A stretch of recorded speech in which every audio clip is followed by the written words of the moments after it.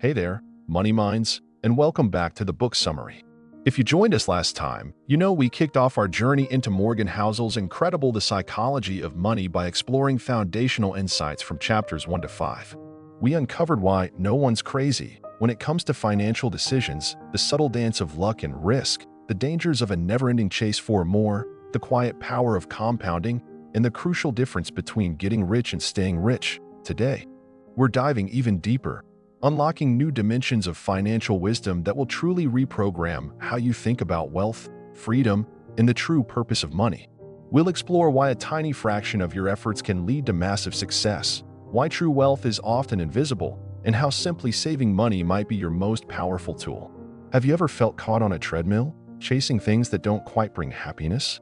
Get ready for some powerful shifts in perspective. Let's jump into chapters 6 through 10. Chapter 6. Tails, you win. The core idea here is that a tiny fraction of events or decisions can account for the vast majority of outcomes in finance, and indeed, in life. Housel illustrates this with compelling examples. Think about venture capital. A firm might make 50 investments, knowing that most will fail. But it's the one or two bonanzas, the tail events, that generate 100% of the fund's returns, making up for all the duds. He also points to public companies like Amazon and Apple.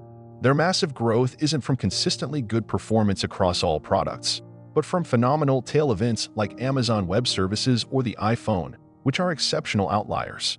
The key takeaway for us as investors and individuals is that our success isn't about being right all the time. It's about staying in the game long enough for those rare, powerful tail events to play out in our favor. Legendary investor Peter Lynch famously said, "If you're terrific in this business, you're right 6 times out of 10, implying that a lot of things don't work." Warren Buffett himself admitted that most of his fortune came from just a handful of his hundreds of investments. This means you should be comfortable with many things going wrong, because the few big wins will often overshadow them. Resilience, not perfection, is the path to long-term success. Chapter 7. Freedom. Chapter 7 is titled Freedom. Here, Housel posits that the ultimate form of wealth isn't a high income or a lavish lifestyle, but rather the ability to wake up each morning and genuinely say, "I can do whatever I want today." He drives this point home with the story of Derek Sivers, a successful entrepreneur and musician. Sivers once had a day job making just $20,000 a year. By living extremely frugally and saving $1,000 a month for 2 years, he accumulated $12,000. For Sivers, that $12,000 wasn't just money, it was his ticket to freedom. It allowed him to quit his job and become a full-time musician, earning just enough from gigs to cover his minimal living expenses. When asked about how he became rich, he pointed to that moment at age 22, when he gained control over his time, not when he later sold his company for a substantial sum. This illustrates that money's greatest value lies in the independence it grants you. Housel notes that studies, like those by psychologist Angus Campbell, consistently show that control over one's life is a stronger predictor of happiness than income, house size, or job prestige.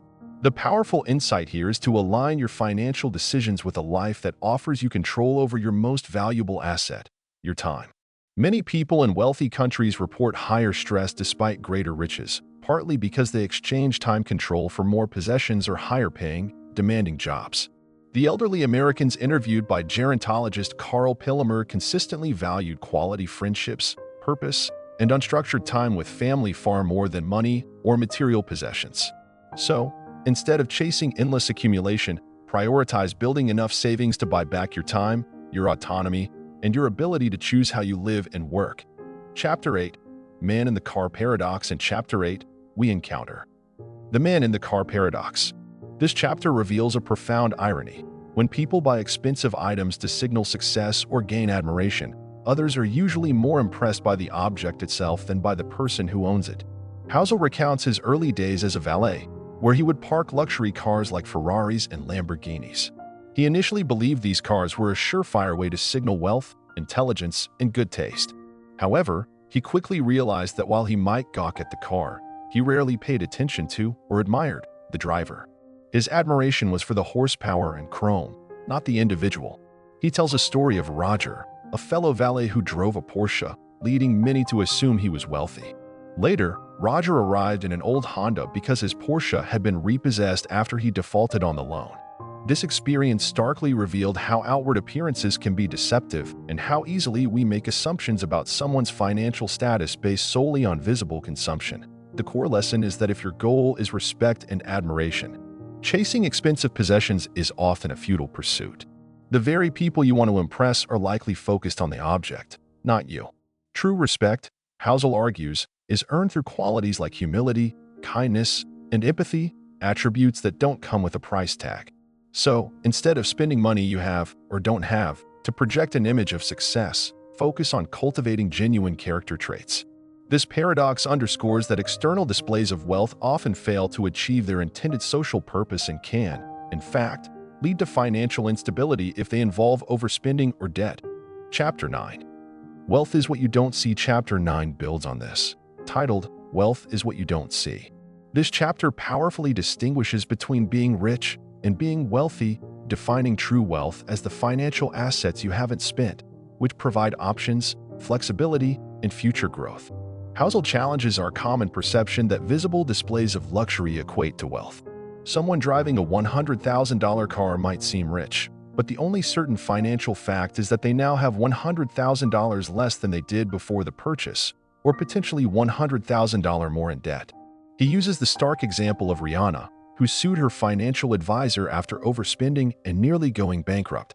The advisor's response was blunt. Was it really necessary to tell her that if you spend money on things, you will end up with the things and not the money?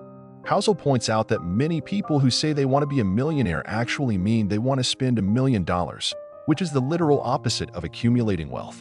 He offers an insightful analogy to diet and exercise.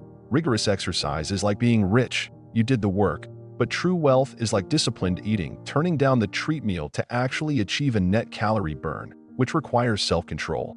The most compelling example is Ronald Read, the humble janitor and gas station attendant who quietly amassed an $8 million fortune.